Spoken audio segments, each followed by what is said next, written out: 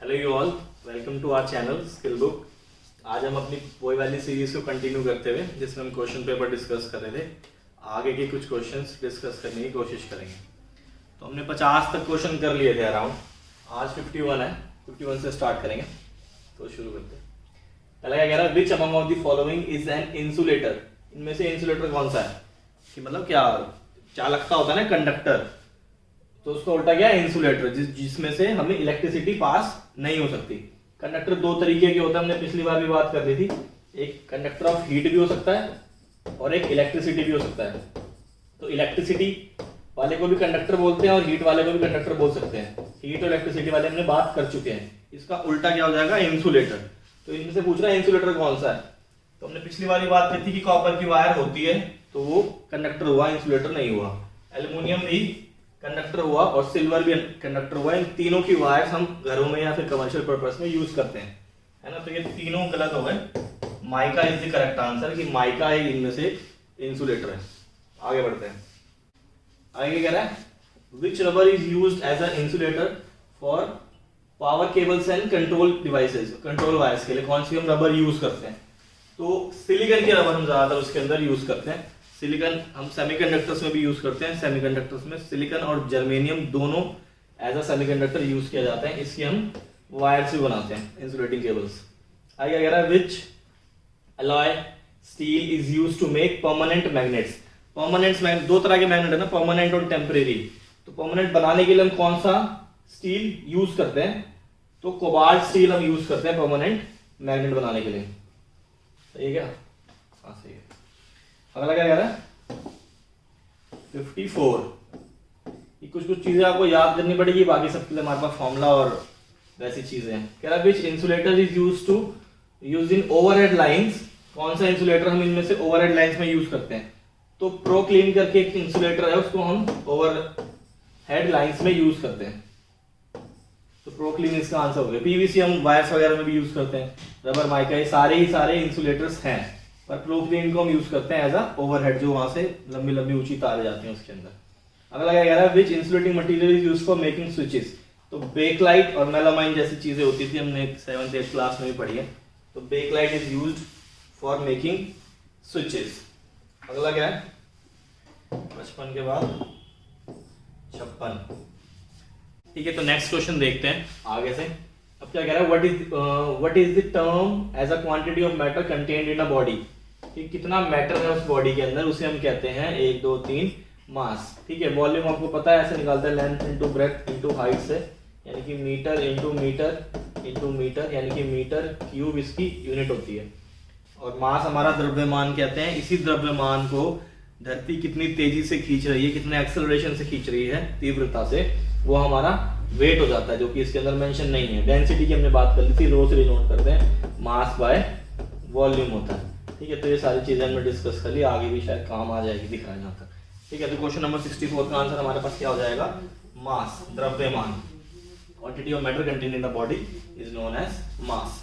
Next question क्या कह रहा है, कि what is the force with which the body is attracted towards the centre of Earth. अभी ये वाली बात हो रही थी कि वो कौन सा फोर्स है जिससे हमारी वो मास धरती की तरफ अट्रैक्टेड है। कैसे निकालते हैं, ऐसे निकालते हैं, W equals to mg। Force का फॉर्मूला होगा ना, फोर्स इक्वल्स टू मास। ये है हमारा मास और ये है हमारा एक्सेलरेशन, जिसकी वैल्यू होती है 9.8 मीटर पर सेकंड स्क्वायर। यूनिट का ध्यान रखना है, मीटर पर सेकंड स्क्वायर होती है यूनिट एक्सेलरेशन की।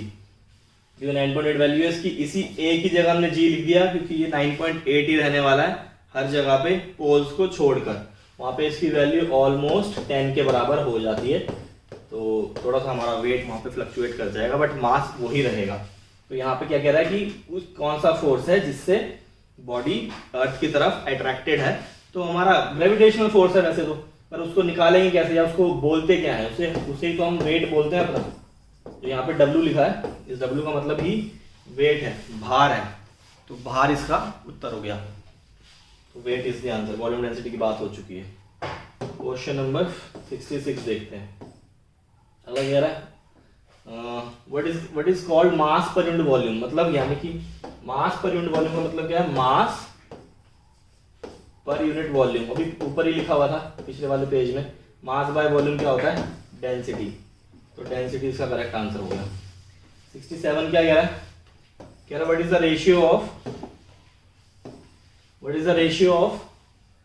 Ratio between the density of substance and the density of water at 4 degree Celsius. ठीक है, इसे स्पेसिफिक ग्रेविटी बोलते हैं। स्पेसिफिक ग्रेविटी इसमें है ये रहा बी, स्पेसिफिक ग्रेविटी बोलते हैं। वेट के बारे में बात होगी, मास के बारे में बात होगी, डेंसिटी के बारे में बात होगी। तो स्पेसिफिक ग्रेविटी उसका वेट वो रहता है, रेशियो। किस किस का रेशियो? उसकी डेंसिटी, किसी की भी हो सकती है डेंसिटी ऑफ सब्सटेंस। अगर हमारे पास ऑयल है तो ऊपर लिख लेंगे ऑयल की डेंसिटी और नीचे लिख लेंगे density of water at 4 degree Celsius. यहाँ पे 4 डिग्री सेल्सियस ही क्यों लिखते हैं? देखो डेंसिटी जो होता है वो होता है मास बाय वॉल्यूम। अब मास जो है उसको कोई फर्क नहीं पड़ता टेम्परेचर से। ठीक है, अब यहाँ भी ठंडे हो गए या गर्म हो गए, जो मास है वो मास ही रहेगा। मतलब किलोग्राम जितना रहेगा, 1 किलो है तो 1 किलो रहेगा। लेकिन अगर हमारे पास टेम्परेचर बदलता रहता है तो वॉल्यूम में कुछ ना कुछ चेंज आता रहता है। जैसे पानी ज्यादा हीट कर देंगे तो कुछ ना कुछ वो भाप बन जाएगा ना, इस तरीके से। मतलब टेम्परेचर का इफेक्ट जो है वो वॉल्यूम पे होता है। इसलिए यहाँ पे हमने इसको स्टैंडर्ड करने के लिए 4 डिग्री सेल्सियस भी मेंशन कर दिया है। ठीक है, तो स्पेसिफिक ग्रेविटी में हम क्या लिखते हैं? Density of water at 4 degree Celsius. इसकी वैल्यू होती है 1 ग्राम पर सीसी। ठीक है, सीसी हमने बात कर चुकी है, सेंटीमीटर क्यूब बोलते हैं उसको। ठीक है, तो यहाँ तक हो जाएगा। Density of substance by density of water is called specific gravity. तो हमारा आंसर बी करेक्ट हो गया। बी बहुत बार करेक्ट हो रहे हैं, इसका मतलब ये नहीं कि बी हर बार करेक्ट होंगे। नेक्स्ट आगे बढ़ते हैं। What is the density of aluminium? Aluminium की देखो ये याद करनी पड़ेगी ये चीजें। वैसे तो 2.7 होती है पर ये सारी चीजें हमें याद करनी पड़ेंगी। डेंसिटी ऑफ एल्यूमिनियम कितनी है? 2.7 ग्राम पर सीसी। अब डेंसिटी की देखो यूनिट क्या लिख रखी है? ग्राम पर सीसी। तो कोई इशू नहीं है, ठीक है। आगे बढ़ते हैं। क्वेश्चन नंबर 69 का है ये।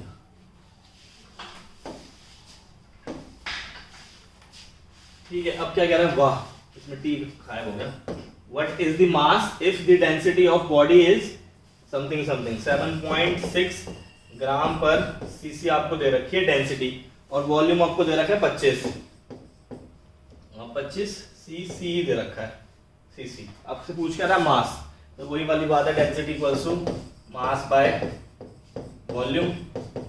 यहाँ पे आप दोनों चीजें यूज कर लेंगे। डेंसिटी कितनी? 7.6 ग्राम पर सीसी। जब भी हम न्यूमेरिकल्स करेंगे ना, सबसे पहले हम यूनिट्स का ध्यान रखेंगे कि यूनिट जो है वो एक ही जैसी होनी चाहिए। जैसे यहाँ पे ग्राम पर सीसी दे रखा है, मतलब वॉल्यूम आप सेंटीमीटर क्यूब में नाप रहे हो, तो क्वेश्चन में भी सेंटीमीटर क्यूब में ही वॉल्यूम आपको दिया होना चाहिए। मान लेते हैं यहाँ पे इसने मिलीमीटर क्यूब दे दिया, तो पहले मैं क्या करूंगा? इसको सेंटीमीटर क्यूब में बदलूंगा। ये सब हम सीख चुके हैं चैप्टर यूनिट्स में कैसे करते हैं। सेंटीमीटर क्यूब को मिलीमीटर क्यूब में या मिलीमीटर क्यूब को सेंटीमीटर क्यूब में। जब दोनों यूनिट्स एक जैसी हो जाएंगी, कन्वर्जन तभी जब एक जैसा हो जाएगा, उसके बाद ही हम फॉर्मूले में उसको यूज कर सकते हैं। तो यहाँ पे हम क्या लिख लेंगे? यहाँ पे सारी चीजें ठीक थी। 7.5 सीसी। मास आपसे पूछ रहा था, इसको x ले लिया। वॉल्यूम हमारे पास कितना है? 25। इस 25 को वहां जाके मल्टीप्लाई कर लेंगे, मतलब 25 इंटू 7.6। इससे हमारा निकल के आ जाएगा मास। अब जो मास आएगा ना, उसकी यूनिट क्या होनी चाहिए?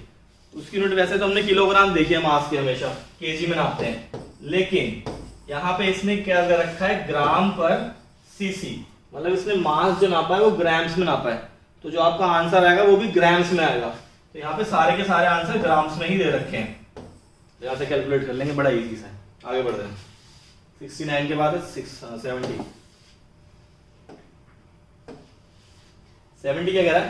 What is the specific gravity? अभी बात हुई थी, इसको रिलेटिव डेंसिटी भी बोलते हैं। Specific gravity of a solid is the density of solid is this. तो बड़ा आसान सा, यहाँ पे अभी बात कर रही थी ना हमने, लिखा था density of substance by density of water. Density of substance by density of water at 4 degree Celsius, ये लिखा था हमने। तो यहाँ पे आपको डेंसिटी ऑफ सब्सटेंस दे रखा है, कितना है? 19.5 ग्राम पर सीसी। और यहाँ पे आपको अगर डेंसिटी ऑफ वाटर मिल जाए 4 डिग्री सेल्सियस पे, तो काम हो जाएगा। जब हम बात करी थी कि वो होता है 1 ग्राम पर सीसी, मतलब इसको डिवाइड करेंगे इससे तो इतना ही आ जाएगा। 19.5 स्पेसिफिक ग्रेविटी की वैल्यू हो गई। कहाँ है 19.5? ये रहा आंसर। डी इसका करेक्ट हो गया। Answer D is the correct answer. अब देखो ना, स्पेसिफिक ग्रेविटी की जो यूनिट है इसने नहीं लिख रखी, क्योंकि होती नहीं है। ऊपर भी डेंसिटी है और नीचे भी डेंसिटी है, मतलब अगर हम ऊपर कोई भी नंबर लिखते हैं 2 तो हम लिखना पड़ेगा ग्राम पर सीसी, और नीचे कोई नंबर लिखते हैं 3 तो यहाँ भी लिखना पड़ेगा ग्राम पर सीसी। तो ये दोनों आपस में कट जाएंगे, इसलिए स्पेसिफिक ग्रेविटी की कोई यूनिट नहीं होती, it is the unitless quantity. आगे बढ़ते हैं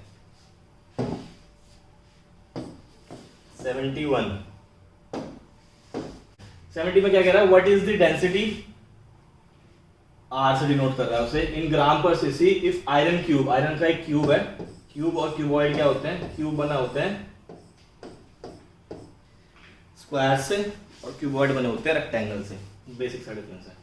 तो आपको क्या दे दिया, आयरन क्यूब की डेंसिटी दे दी, वेट दे दिया, शायद डेंसिटी दे दी, हाँ वेट दे दिया 4.8 किलोग्राम, और वॉल्यूम भी आपको दे दिया है 640 सीसी। यहाँ पे यूनिट का ध्यान रखना है, यहाँ किलोग्राम है और ये सीसी है। अब पूछ क्या रहा है आपसे, डेंसिटी पूछ रहा है, बड़ा आसान सा हो गया फिर से, density equals to mass by volume, volume mass आपको दे रखा है, वॉल्यूम भी आपको दे रखा है। सिर्फ एक चीज का क्या ध्यान रखना है कि सारे के सारे आंसर जो है आपके वो ग्राम पर सीसी में है, सीसी तो अवेलेबल है आपके पास, सीसी मतलब सेंटीमीटर क्यूब, वो तो अवेलेबल है आपके पास, पर ये दे रखा है किलोग्राम में। सबसे पहले हम क्या करेंगे, इसको ग्राम में कन्वर्ट करेंगे, किलोग्राम को ग्राम में कन्वर्ट करना हमने पहले भी सीख रखा है। तो ये कन्वर्जन हो जाएगा, कन्वर्जन के बाद दोनों को डिवाइड कर लेंगे तो हमारी डेंसिटी निकल के आ जाएगी, as density equals to mass by volume. इस यूनिट्स में आपका आंसर आ जाएगा। 72 की तरफ बढ़ते हैं। 72 क्या कह रहा है, what is the volume of mercury in CC. अभी स्पेसिफिकली पूछ लिया है कि आपको वॉल्यूम सीसी में ही देना है, सेंटीमीटर क्यूब या cc. Volume of cc is the mass of mercury is this and density is this, वही उल्टा हो गया फिर इस तरीके से, density equals to mass by volume. Volume आपसे पूछा हुआ है इस बार, ये x हो गया, और मास आपको दिया है 1 kg, और डेंसिटी आपको दे रखी है 13 ग्राम पर सीसी। अब यहाँ पे थोड़ी सी दिक्कत ये है कि यहाँ पे ग्राम पर सीसी में दे रखा है, तो हमें यहाँ पे इसको ग्राम में लेना पड़ेगा मास को, मतलब क्या लिख लेंगे यहाँ पे 1000 ग्राम बाय x, बाकी सारी चीजें यही है, ये नीचे आके डिवाइड हो जाएगा, 1000 डिवाइडेड बाय 13.6, ये हमारा निकल के आ जाएगा वॉल्यूम सीसी में, क्योंकि यहाँ पे ये सीसी में पहले से अवेलेबल है, लेकिन यहाँ ग्राम और ग्राम दोनों होने चाहिए थे, इसलिए हमने इसको ग्राम में कन्वर्ट कर लिया। किलोग्राम को ग्राम में कन्वर्ट करना आपको आता है, पहले चैप्टर यूनिट्स में हमने कर लिया। नेक्स्ट, तो नेक्स्ट क्वेश्चन हमारे पास क्या है, what is the mass in grams, grams में आपको मास चाहिए। If the force is 15 dyne DYNE, dyne भी एक फोर्स की यूनिट होती है, एक और यूनिट होती है न्यूटन, एक न्यूटन में 10 की पावर 5 डाइन होते हैं, मतलब 1 न्यूटन इक्वल्स टू 10 की पावर 5 डाइन। ठीक है, क्वेश्चन कुछ खास नहीं है, क्या कह रहा है, is producing the acceleration of 2.5 centimetre second square, यहाँ पे बस यूनिट्स का है, जी आपको दे रखा है या ए आपको दे रखा है, कितना है 2.5 सेंटीमीटर सेकंड स्क्वायर, यहाँ पे इसकी यूनिट है सेंटीमीटर पर सेकंड स्क्वायर। ठीक है, कोई इशू नहीं है, CGS में दे रखी है। यहाँ पे आपको डाइन भी दे रखा है, न्यूटन नहीं दे रखा, यहाँ पे मीटर होता, अगर न्यूटन दे रखा होता तो कोई इशू नहीं है। हम क्या करना चाह रहे हैं, मास निकालना चाह रहे हैं, तो मास किस निकालते हैं, force equals to mass into acceleration. आपके पास मास नहीं है, एक्सेलरेशन गिवन है और फोर्स यहाँ पे गिवन है। ठीक है, बस एक चीज क्वेश्चन में ध्यान रख लेना, आगे कुछ और भी पूछ सकते हैं आपसे, तो बस ये ध्यान रख लेंगे हम कि 1 न्यूटन में 10 की पावर 5 डाइन होते हैं, मतलब क्या 1 2 3 4 5 0, 1 न्यूटन में इतने डाइन होते हैं। अब यहाँ पे क्या कह रहा है, what is the specific gravity of a metal if a piece of metal weighs 150 grams in air. हवा में उसको 150 ग्राम्स नापा जा रहा है, और पानी में उसी चीज को, वाटर में कोई दूसरा भी लिक्विड हो सकता है, ऐसा जरूरी नहीं है कि पानी हो, यहाँ पे लेकिन पानी दे रखा है, कितना है 125 ग्राम। तो आपसे पूछ क्या रहा है, स्पेसिफिक ग्रेविटी। अब हमने स्पेसिफिक ग्रेविटी के लिए तो एक ही फॉर्मूला पढ़ा है कि स्पेसिफिक ग्रेविटी ऐसे निकाल सकते हैं। एक रिलेशन और देखने जा रहे हैं हम, वो ऐसा रहता है कि specific gravity equals to is equals to weight of substance in air, कि हवा में उसका क्या वेट है, divide by loss of weight in liquid, loss of weight in liquid. कहने का मतलब क्या, अगर हम वेट ऑफ सब्सटेंस को W1 नाप लें और लॉस कैसे निकालेंगे कि कितने का बिका, कितने का खरीदा था, मतलब डिफरेंस निकालना होता है ना हमें, तो डिफरेंस निकालेंगे कि डिफरेंस कितना आ रहा है, मतलब क्या W1 अगर हमने उसको W1 मान लिया तो, और यहाँ W1 माइनस W2, इससे हमारा लॉस निकल के आ जाएगा और फिर हम स्पेसिफिक ग्रेविटी इन दोनों के रेशियो से भी कैलकुलेट कर सकते हैं। क्वेश्चन नंबर 75 कह रहा है what is the volume of mercury in CC. यहाँ पे फिर से आपसे वॉल्यूम पूछ लिया गया है सीसी में। मास ऑफ मरकरी दे रखा है आपको 136 ग्राम, मरकरी का सिंबल होता है Hg, ठीक है, Mg नहीं होता, Mg मैग्नीशियम का होता है, ठीक है। एंड डेंसिटी, अच्छा डेंसिटी दे रखी है इतनी, और अच्छा ये दे रखी है 13.6, यूनिट देखनी है बस हमें ग्राम पर सीसी, तो कोई इशू नहीं है। Density equals to mass by volume. सारे क्वेश्चन ऑलमोस्ट सेम ही फॉर्मूले से हो रहे हैं, 3-4 क्वेश्चन कर लिया हमने इसी वाले फॉर्मूले के लिए। 136 बाय यहाँ पे आ जाएगा 13.6, इसको ले लेंगे x और हमारा आंसर निकल आएगा सीसी में, यूनिट्स क्योंकि सीसी के हिसाब से गिवन है। आप अगला देखते हैं 76 क्या कह रहा है, सारे एक ही जैसे क्वेश्चन है। What is the block way in KG, यानी कि वेट आपसे पूछा जा रहा है, x हो गया ये। वॉल्यूम आपको दिया हुआ है 320 सीसी, यहाँ दिया हुआ है वॉल्यूम 320, एंड डेंसिटी भी दे रखी है 8.9 ग्राम पर सीसी। ये फिर से उसी तरीके से हो जाएगा, सेम है, वही वाला फॉर्मूला यूज कर लेंगे। सिर्फ आपको इन क्वेश्चंस में ये ध्यान रखना है कि जो यूनिट्स है ना वो एक जैसी हो, जैसे यहाँ पे सीसी है तो यहाँ पे भी सीसी होना चाहिए, और आंसर आपका ग्राम में आएगा इस बार। अगर क्वेश्चन आपको किलोग्राम में दे, जैसे यहाँ हो गया, देखो यहाँ पे किलोग्राम में आंसर दे रखे हैं, तो आपका यहाँ से तो आंसर आएगा ग्राम में। मान लेते हैं 100 ग्राम आंसर आ गया, तो इसको आपको किलोग्राम में भी कन्वर्ट करना है, किलोग्राम को ग्राम में कन्वर्ट करना हमने सीख लिया है, ठीक है। तो 76 क्वेश्चंस कर लिए हमने आज तक, तो आगे क्लास में कंटिन्यू करेंगे, मौका मिला तो। तब तक के लिए थैंक यू फॉर वॉचिंग।